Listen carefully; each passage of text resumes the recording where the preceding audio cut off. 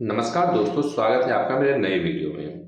केंद्रीय कर्मचारियों के 18 महीने के जो डीए है उसके ऊपर एक नई खबर आई है। चलिए जानते हैं कि आखिर वो खबर क्या है। केंद्र सरकार ने शनिवार को अपने कर्मचारी और पेंशनरों के लिए डीए एनटीआर में 2% की वृद्धि कर दी है। इसी के साथ डीए और डीआर 58 से 60 पर पहुंच गया है।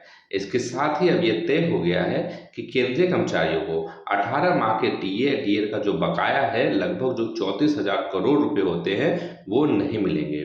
सरकार ने कोरोना काल में ये रोक लगाई थी।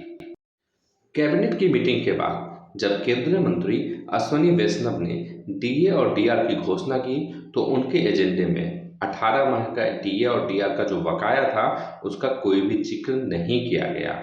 कोविड के टाइम पे गवर्नमेंट ने 18 महीने का डीए नहीं दिया था केंद्रीय कर्मचारियों को, और अभी भी हमारी मांग है, लेकिन उस मांगों को अनदेखा करते हुए सरकार इस पर कुछ नहीं बोल सकती। बता दें कि विभिन्न कर्मचारी संगठन लंबे समय से इस मांग को केंद्र सरकार के समक्ष उठा रहे हैं।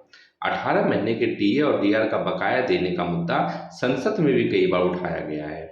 वित्त राज्य मंत्री पंकज चौधरी ने संसद में पूछे गए सवालों के जवाब में कहा था कि वर्ष 2020 में वैश्विक महामारी के विपरीत वित्तीय प्रभाव तथा सरकार द्वारा किए गए कल्याणकारी उपायों के चक्कर में ये जो डीए और डीआई था, इसे रोका गया था।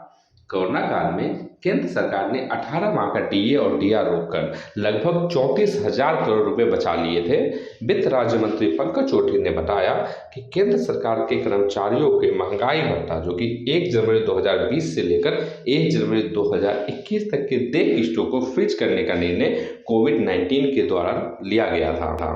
इसका कारण आर्थिक समस्या थी, जिसे ध्यान में रखते हुए यह निर्णय लिया गया, और इसका मकसद था सरकारी वित्त दबाव को कम करना।